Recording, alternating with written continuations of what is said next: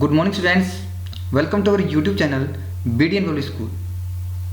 आज से हम 10th क्लास साइंस का जो सिलेबस है वो स्टार्ट करवा रहे हैं और जो स्टार्टिंग है हमारी वो बायोलॉजी पोर्शन से होगी। ठीक है, सबसे पहले हम 10th क्लास साइंस का जो सिलेबस है बायोलॉजी पोर्शन उसको कवर करेंगे, क्योंकि बच्चों को जो बायोलॉजी पोर्शन है 10th क्लास का वो काफ़ी हार्ड लगता है। तो जो इसका हार्ड पार्ट है सबसे पहले हम उसी को अटेम्प्ट करेंगे। ठीक है, चलो स्टार्ट करते हैं। जो 6th चैप्टर है ये हमारा बायोलॉजी पोर्शन का फर्स्ट चैप्टर होगा। ठीक है, 10th क्लास के अंदर लाइफ प्रोसेसेस यानी कि जैव प्रक्रम।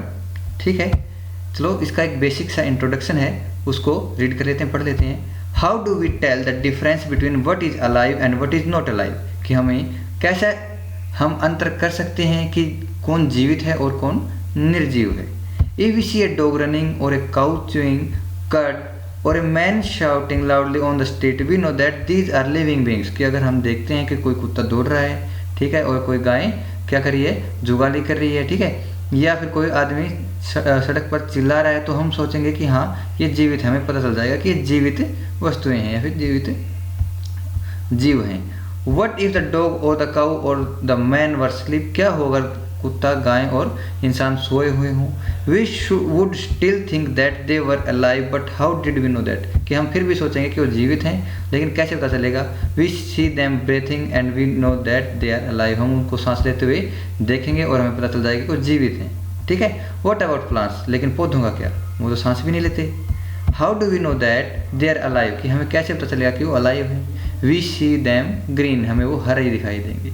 Some of us will say, but what about plants that have leaves of colors other than green, कि उन पौधों का क्या जिनके पत्ते हैं उन वो ग्रीन कलर के ना होके, हरे रंग के ना होके दूसरे रंग के होते हैं। ऐसे भी तो पौधे होते हैं ना, ठीक है, वो तो ग्रीन नहीं, इसका मतलब क्या वो निर्जीव हैं?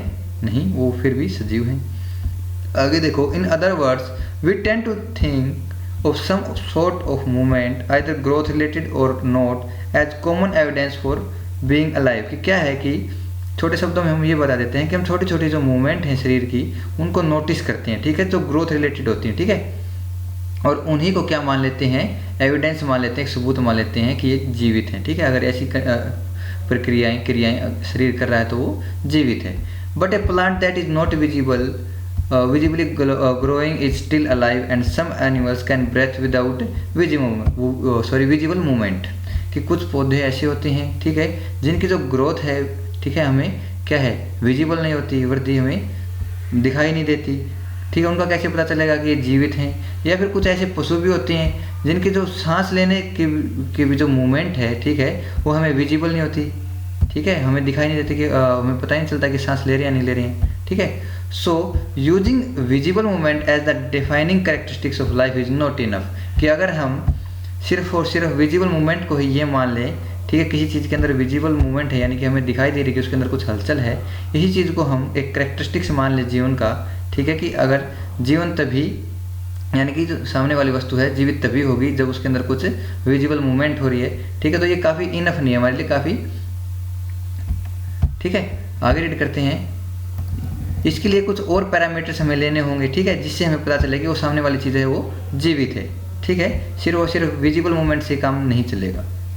आगे देखते हैं, movements over very small scales will be invisible to the naked eye, यानी कि और भी जो मूवमेंट्स हैं, हलचल हैं, ठीक है, जो काफ़ी छोटे स्तर पे होती हैं, ठीक है, जो हमें नगन आंखों से हम नोटिस नहीं कर सकते। ठीक है, मूवमेंट्स ऑफ मॉलिक्यूल्स, जैसे कि मॉलिक्यूल्स का जो मूवमेंट होती है, ठीक है, हलचल होती है, ठीक है, फॉर एग्जाम्पल, उदाहरण के तौर पर, is this invisible molecular movement necessary for life, क्या जो इनविजिबल मूवमेंट मॉलिकुलर मूवमेंट है, हलचल है मॉलिक्यूल्स के अंदर, ठीक है, जो कि हमें दिखाई नहीं देती, क्या वो जीवन के लिए ज़रूरी है। If we ask this question to professional biologist they will say yes, अगर हम प्रोफेशनल्स से पूछते हैं, ठीक है, जो कि प्रोफेशनल बायोलॉजिस्ट हैं, ठीक है, बायोलॉजी पढ़ते हैं, अध्ययन करते हैं, वो कहेंगे कि जो मॉलिकुलर की मूवमेंट है वो काफ़ी ज़रूरी है। अगर मॉलिक्यूल्स के अंदर मूवमेंट नहीं होती है तो हम उसको लाइफ का एक साइन नहीं मानेंगे। ठीक है, वो कहेंगे कि मूवमेंट मॉलिक्यूल्स के अंदर होनी ही ज़रूरी है। ठीक है, in fact viruses do not show any molecular movement in them, कि लेकिन वायरस तो ऐसी चीज़ है जिसके अंदर कोई मोलिकुलर मूवमेंट होती ही नहीं है, ठीक है, जब तक वो किसी दूसरी सेल को इन्फेक्ट ना कर दें, ठीक है। वायरस एक ऐसी चीज़ है वो दूसरी सेल को जब तक इन्फेक्ट नहीं करता, ठीक है, या फिर दूसरी सेल के कांटेक्ट में जब तक नहीं आता, ठीक है, उसके अंदर कोई भी मोलिकुलर मूवमेंट आपको दिखाई नहीं देगी। And that is partly why there is a controversy about whether they are truly alive और नॉट। और यही एक कॉन्ट्रावर्सी है, ठीक है, कि कुछ तो कहते हैं कि वो जीवित हैं, यानी कि पूर्ण रूप से सजीव चीज़ें हैं, और कुछ कहते हैं पूर्ण रूप से निर्जीव चीज़ें हैं, ठीक है। इसके ऊपर एक ये मतभेद का मुद्दा है, ठीक है, ये एक कंट्रोवर्सी है।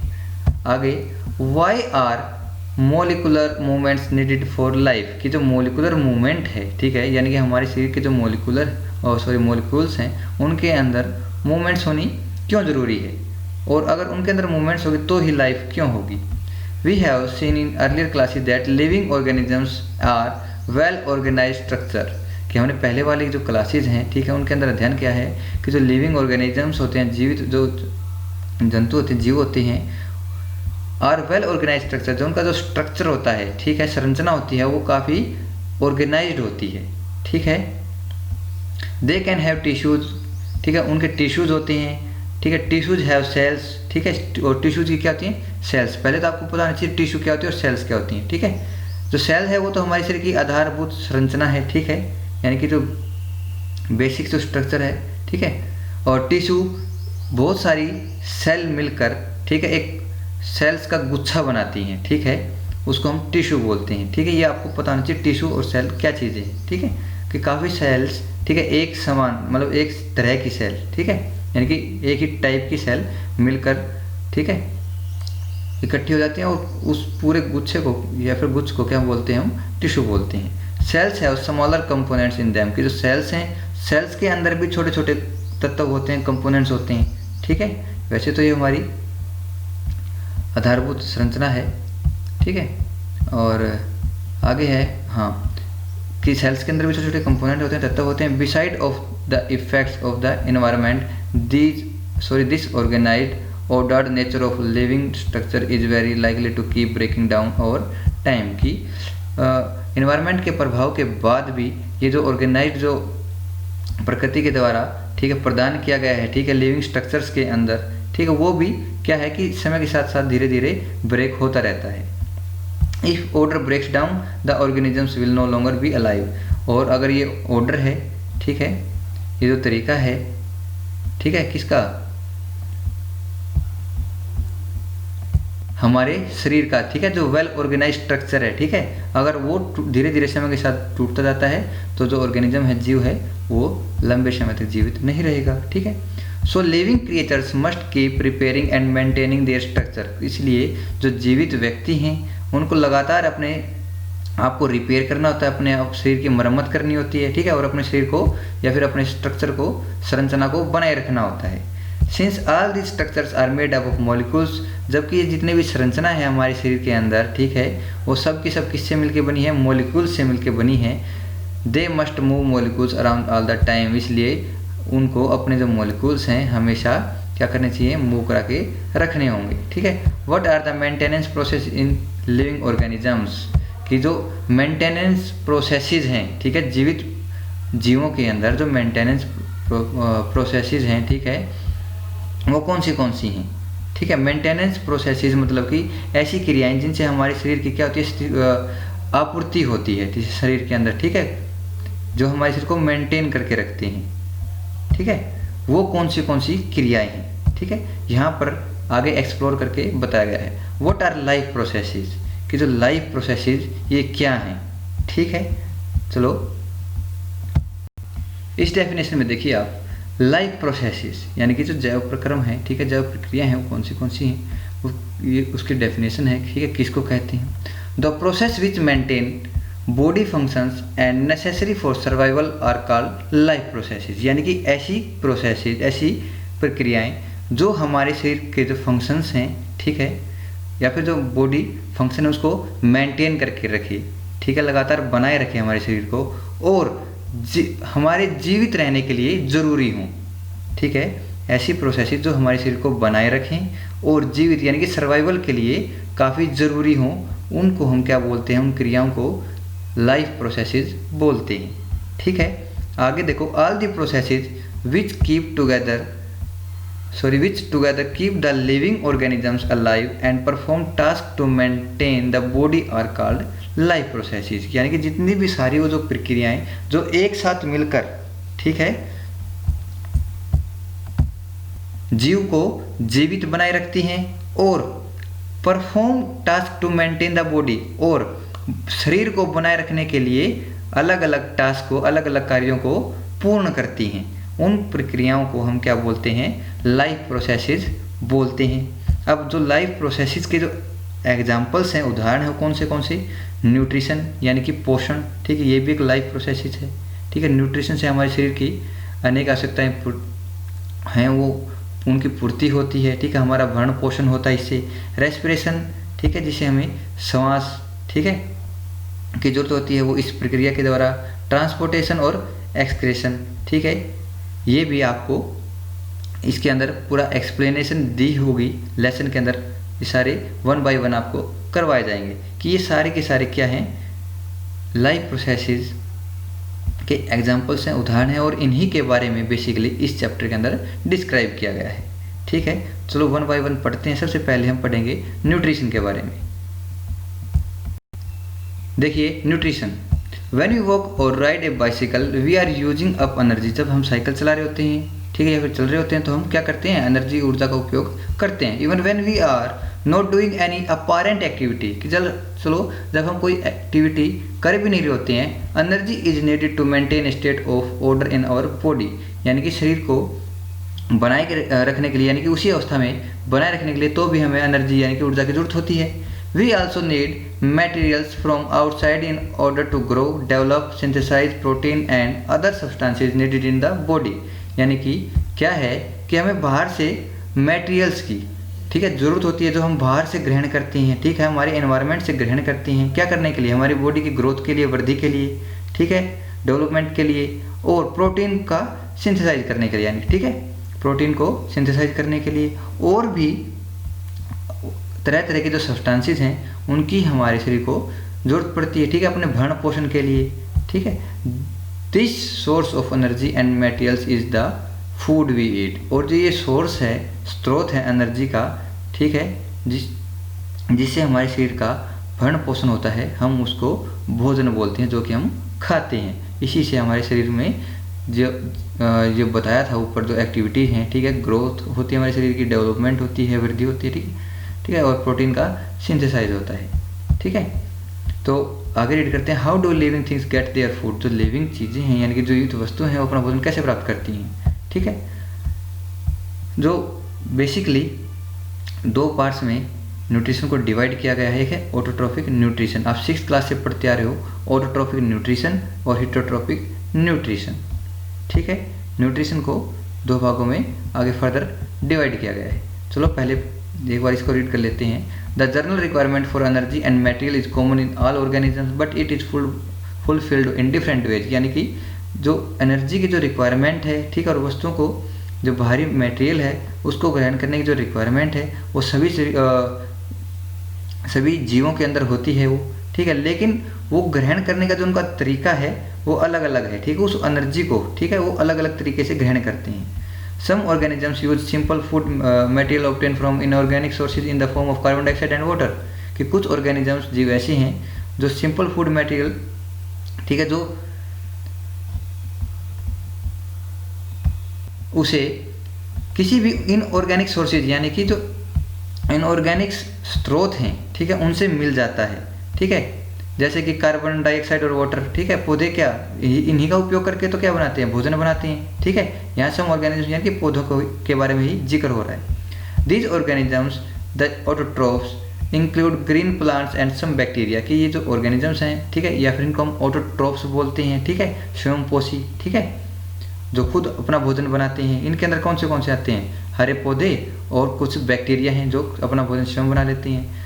Other organisms utilise complex substances. की जो जीव हैं वो क्या यूटिलाइज करते हैं, वो जो कॉम्प्लेक्स सब्सटेंसेस होते हैं, ठीक है, जटिल जो पदार्थ होते हैं, उनका ग्रहण करते हैं। These complex substances have to be broken down into simpler ones before they can be used for upkeep and growth of the body. ठीक है, कि जो एक कॉम्प्लेक्स सब्सटेंसेज हैं यानी कि जो जटिल पदार्थ हैं उनको पहले तोड़ा जाता है, किसमें, सिंपल वंस में, यानी कि सिंपल सब्सटेंसेज के अंदर तोड़ा जाता है। ठीक है, उनको पूरी तरह से ग्रहण करने से पहले, और हमारे शरीर की ग्रोथ उन्हीं के हिसाब से होगी। किन के हिसाब से, पहले कॉम्प्लेक्स सब्सटेंसेज को फर्दर तोड़ा जाएगा सिंपल्स के अंदर। ठीक है, हमारी बॉडी भी इसी बेसिक फॉर्मूले पे काम करती है। ठीक है, हम जो भोजन ग्रहण करते हैं जटिल होता है, कॉम्प्लेक्स फूड होता है। ठीक है, कॉम्प्लेक्स सब्सटेंस हम ग्रहण करते हैं, जबकि जो सिंपल सब्सटेंसेज ग्रहण करते हैं वो पौधे होते हैं। ठीक है, to achieve this organisms use biocatalyst like enzyme, यानी कि क्या अचीव करने के लिए, अगर यानी कि कॉम्प्लेक्स सब्सटेंसेज को जब हम ग्रहण करते हैं, भोजन हम जो खाते हैं उसके अंदर कॉम्प्लेक्स सब्सटेंसेज होते हैं। ठीक है, अलग अलग। ठीक है, उनको पहले सिंपलर वंस में तोड़ा जाता है। ठीक है, पहले उनको हम कन्वर्ट करते हैं। ठीक है, सिंपल्स के अंदर यानी कि साधारण सब्सटेंसेज के अंदर कन्वर्ट करते हैं, और वो किसकी मदद से करते हैं हम, बायोकैटलिस्ट। ठीक है, एंजाइम्स की मदद से। ठीक है, पहले तो आपको पता होना चाहिए जो कैटलिस्ट वर्ड है ये क्या चीज़ होती है। ठीक है, कैटलिस्ट किसी भी, ठीक है, आपको हिंदी भाषा में बिल्कुल आसान सी भाषा में आपको बता रहे हैं कि कैटलिस्ट क्या चीज़ होती है। किसी भी रिएक्शन को यानी कि अभिक्रिया को तेज या धीमा करने का जो क्रेडिट है वो कैटलिस्ट को मिलता है। ठीक है, यानी कि कैटलिस्ट की मदद से हम किसी भी अभिक्रिया को तेज या धीमा कर सकते हैं। ठीक है, और यहाँ पर लिखा गया है कि बायो कैटलिस्ट कॉल्ड एंजाइम्स, कि यहाँ पर जो एंजाइम्स के लिए कैटलिस्ट वर्ड यूज हुआ है, यानी कि हमारे शरीर में तरह तरह के एंजाइम्स होते हैं। ठीक है, जो इस अभिक्रिया, कौन सी अभिक्रिया को, कॉम्प्लेक्स सब्सटेंसेस को सिंपलर वंस में तोड़ने के लिए उपयोग में ली जाती है। तो वहाँ पर एंजाइम्स होते हैं जो इस अभिक्रिया को तेज कर देते हैं। ठीक है, जल्दी से कर देते हैं। Thus the heterotroph survival depends directly upon or indirectly on autotrophs. इस तरीके से जो हेटेरोट्रोफ्स हैं, ठीक है, जो परपोषी हैं, उनका जो सर्वाइवल है, ठीक है, वो किसके ऊपर डिपेंड करता है, वो किसके ऊपर रहकर ही, डिपेंड करके ही जी सकते हैं। ठीक है, ऑटोट्रोफ्स के ऊपर। ठीक है, जो स्वयंपोषी हैं उन्हीं के ऊपर जीवंत रह सकते हैं वो। ठीक है, उनके ऊपर वो क्या हैं, आश्रित हैं। Heterotrophic organisms include animals and fungi. जो हेटेरोट्रोफिक ऑर्गेनिजम्स हैं उसके अंदर कौन से क्या चीज़ आती है, एनिमल्स। ठीक है, यानी कि जो पशु हैं। ठीक है, इंसान भी एक पशु श्रेणी का ही प्राणी है। और फंगी, ठीक है, फंगी, ये सब क्या है, हेटेरोट्रोफिक ऑर्गेनिजम्स हैं, यानी कि परपोषी हैं। ठीक है, ये दूसरों से अपना भोजन ग्रहण करते हैं। तो अब न्यूट्रिशन में जो हमारा फर्स्ट टाइप ऑफ न्यूट्रिशन हमारा ऑटोट्रोफिक न्यूट्रिशन। ठीक है, आप 6th-7th क्लास से पढ़ते आ रहे हो, ये वहाँ पर बेसिक नॉलेज थी, आप थोड़ा सा इसको एक्सपेंड करके बता दिया है। आगे देखो, carbon and energy requirements of the autotrophic organisms are fulfilled by photosynthesis process. यानी कि जो कार्बन और ऊर्जा की जो रिक्वायरमेंट है, ठीक है, वो किसके द्वारा पूरी की जाती है, ऑटोट्रोफिक ऑर्गेनिजम्स के अंदर, यानी कि पेड़ पौधे होते हैं। ठीक है, उनके अंदर कार्बन और एनर्जी की जो रिक्वायरमेंट है वो कौन सी प्रोसेस के द्वारा पूरी की जाती है, वो फोटोसिंथेसिस प्रोसेस के द्वारा ही पूरी की जाती है। ठीक है, पिछली क्लासेस में आप फोटोसिंथेसिस प्रोसेस के बारे में पढ़ चुके हैं। ठीक है, आप इसे भली बात ही परिचित हैं, हम ये मान के चल रहे हैं। ठीक है, it is the process by which autotrophs take in substances from the outside and convert them into stored form of energy. कि कौन सी प्रोसेस है फोटोसिंथेसिस, इसने दोबारा एक्सप्लेन कर दिया है कि ये एक ऐसी प्रोसेस है जिसके माध्यम से जो ऑटोट्रोफ्स होते हैं, यानी कि स्वयंपोषी होते हैं, वो क्या करते हैं कि बाहर से क्या लेते हैं, सब्सटेंसेस यानी कि पदार्थ ग्रहण करते हैं, जैसे कार्बन डाइऑक्साइड, वाटर, ठीक है, मिनरल्स, और फिर उनसे क्या बनाते हैं, भोजन बनाते हैं। ठीक है, स्टोर्ड फॉर्म ऑफ एनर्जी। ठीक है, भोजन बनाते हैं, या फिर हम उसको क्या बोलते हैं, स्टोर फॉर्म ऑफ एनर्जी, क्योंकि उस भोजन के अंदर क्या है, एनर्जी छुपी हुई है, फिर स्टोर हुई है। ठीक है, this material is taken in the form of carbon dioxide and water which is converted into carbohydrates in the presence of sunlight and chlorophyll. कि जो ये मटेरियल है, ठीक है, कौन से मटेरियल, कार्बन डाइऑक्साइड और जो वाटर है, ठीक है, उसको पहले ग्रहण किया जाता है। ठीक है, और फिर वो किसके अंदर कन्वर्ट हो जाते हैं, कार्बोहाइड्रेट्स के अंदर कन्वर्ट हो जाते हैं। ठीक है, कार्बोहाइड्रेट्स यानी कि कार्बोहाइड्रेट्स एक तरह से हम यहाँ पे भोजन का, क्योंकि कार्बोहाइड्रेट्स भोजन के अंदर होते हैं ना, भोजन के काफ़ी अलग अलग तत्व होते हैं, आपको पता होना चाहिए, प्रोटीन, फैट, कार्बोहाइड्रेट। ठीक है, तो यहाँ पर कार्बोहाइड्रेट यूज किया गया है कि कार्बन डाइऑक्साइड और पानी से क्या बनता है, कार्बोहाइड्रेट बनते हैं, जो कि भोजन का ही एक तत्व है। ठीक है। और किसकी उपस्थिति में बनते हैं? सनलाइट यानी कि सूरज की उपस्थिति में। और क्लोरोफिल, ठीक है, क्लोरोफिल की उपस्थिति में ये भी एक पत्ते के अंदर उपस्थित क्या होता है? पिगमेंट होता है, वर्ण होता है, ठीक है, क्लोरोफिल हरे कलर का। आगे है carbohydrates are utilised for providing energy to the plant. और जो कार्बोहाइड्रेट हैं, ठीक है, उनको वो यूटिलाइज किए जाते हैं क्या करने के लिए? पौधों को एनर्जी प्रोवाइड कराने के लिए। We will study how this take place in the next section, कि हम अगले सेक्शन में पढ़ेंगे कि कैसे होता है। नेक्स्ट सेक्शन यानी कि अगले भाग में। The carbohydrates which are not used immediately are stored in the form of starch which serves as the internal energy reserve to be used as and when requirement by the plant। कि क्या होता है कि जो carbohydrates जो एकदम से उपयोग में नहीं लिए जाते, ठीक है, एकदम से उपयोग में नहीं लिए जाते पौधे के द्वारा, वो किस फॉर्म में स्टोर कर लिए जाते हैं? पौधा किस फॉर्म में स्टोर कर लेता है उनको? स्टार्च की फॉर्म में, ठीक है। स्टार्च भी एक भोजन का ही कंपोनेंट है, ठीक है। अगर हम भोजन को तोड़ते हैं तो भोजन के अलग अलग कंपोनेंट्स हमें भोजन के अंदर मिलेंगे, कार्बोहाइड्रेट, स्टार्च, प्रोटीन, फैट, ठीक है। तो सबसे पहले जो प्रायोरिटी होती है पौधे की, वो क्या करता है? उसको कार्बोहाइड्रेट्स बनाता है, ठीक है। और अगर उसको कार्बोहाइड्रेट्स की इमीडिएटली यूज में नहीं लेने होते तो वो उसको किस फॉर्म में कन्वर्ट कर देता? स्टोर कर लेता है स्टार्च की फॉर्म में, ठीक है। Which serves as the internal energy reserve to be used, जो एक यानी कि किस तरह काम मिलेगा उस पौधा उसको? एक एनर्जी रिजर्व, ठीक है, यानी कि बचा के रखेगा उसको, जब कभी पौधे को उसकी जरूरत होगी, ठीक है, उसकी वो उपयोग में ले लेगा, ठीक है, किसको? उस स्टार्च को, ठीक है।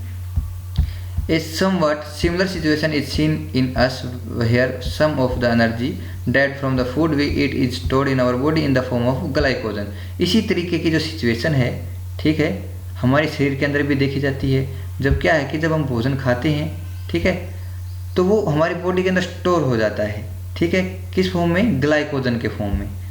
जितना हमारे शरीर को ज़रूरत होती है हम उतना उपयोग कर लेते हैं, और जो एक्सेस में होता है, ठीक है, हमारे शरीर के अंदर, वो किस फॉर्म में जमा हो जाता है, इकट्ठा हो जाता है, स्टोर हो जाता है? ग्लाइकोजन के फॉर्म में, ठीक है।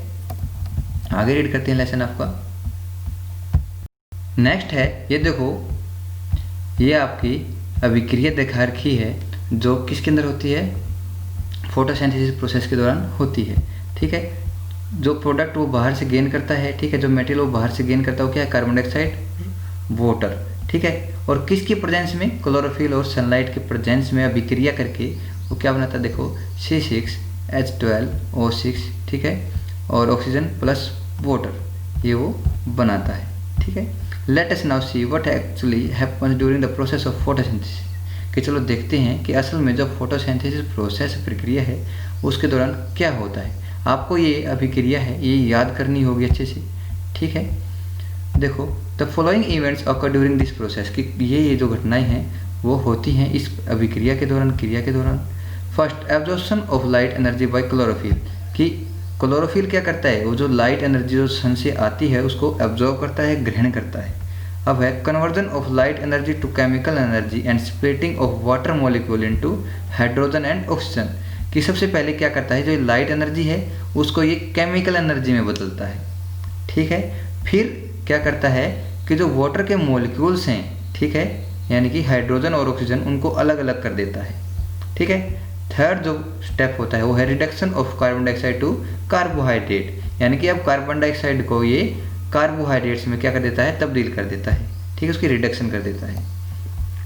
These step need to take place one after the other immediately. ये जो स्टेप्स होते हैं ये कदम उठाए जाते हैं पौधे के अंदर, ठीक है, ठीक है। पौधे के जो पत्ते होते हैं, लीव्स होते हैं, उनको फूड फैक्ट्रीज बोलते हैं। तो वहाँ ये होता है कि एक के बाद ये कदम एकदम से उठाए जाते हैं, यानी कि ये तीनों की क्रियाएं एकदम साथ साथ चलती हैं। For example, deserts plant take up carbon dioxide at night and prepare an intermediate which is acted upon by energy absorbed by the chlorophyll during the day. कि उदाहरण के तौर पर आप ले लीजिए कि जो डेजर्ट प्लांट्स होते हैं, यानी कि रेगिस्तानी जो पौधे होते हैं, वो क्या करते हैं?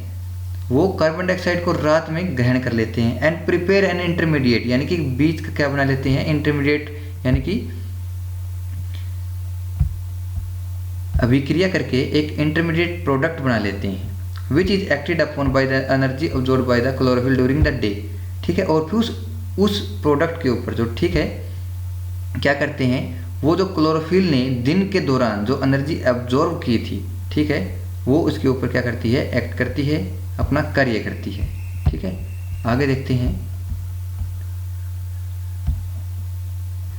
Let us see how each of the components of the above reactions are necessary for photosynthesis. If you carefully observe a cross section of a leaf under the microscope, देखो यहाँ पर दिखा रखा है क्रॉस सेक्शन, यानी कि पत्ते को बीच से काट के इसके जो बीच साइड वाला हिस्सा है वो दिखा रखा है। अगर आप माइक्रोस्कोप में देखेंगे, you will notice that some cells contain green dots, कि कुछ सेल्स के अंदर क्या होंगे, छोटे छोटे ग्रीन डॉट्स होंगे। देखो ये दिख रहे हैं आपको green dots. These green dots are cell organelle called chloroplast which contains chlorophyll, कि ये जो ग्रीन डॉट्स होते हैं, ठीक है, जो छोटे छोटे, ठीक है, ये क्या होते हैं, इनके अंदर क्लोरोप्लास्ट होते हैं, और क्लोरोप्लास्ट के अंदर क्या होती है, क्लोरोफिल होती है। Let us do an activity which demonstrates that chlorophyll is essential for photosynthesis, कि चलो एक एक्टिविटी करते हैं जो डेमोन्स्ट्रेट करेगी, जो हमें बताएगी कि क्लोरोफिल कितना ज़रूरी है फोटोसिंथेसिस प्रोसेस के लिए। ठीक है, यहाँ पर ये एक्टिविटी दे रखी है 6.1, ये हम कल करेंगे। ठीक है, आज के लिए जो वीडियो है काफ़ी लंबी हो जाएगी। आज इसका सिर्फ और सिर्फ एक इंट्रोडक्शन था लेसन का। ठीक है, बेसिकली कल आज से ज़्यादा लंबी वीडियो होगी क्योंकि चैप्टर भी हमारा लंबा है। ठीक है, तो शुरुआत हमारी 10th क्लास के सिलेबस की हो चुकी है। आप अच्छे से प्रिपेयर होकर लग जाइए और साथ के साथ जो हमारी क्लासेज हैं उनको कवर करने की कोशिश कीजिए। ठीक है, आप पीछे ना रह जाएं। ठीक है, तो आज से आप रेगुलर हो जाइए, हम भी रेगुलर हो गए हैं। तो आज की जो वीडियो है आज हम यहीं तक करेंगे कवर। नेक्स्ट वीडियो हम इसका जो रिमेनिंग यानी कि बचा हुआ पोर्शन है वो आगे की वीडियो क्लास में होगी। आपको हमारी जो ये वीडियो है अच्छी लगी तो लाइक कीजिए, शेयर कीजिए और चैनल को सब्सक्राइब कीजिए। Thank you.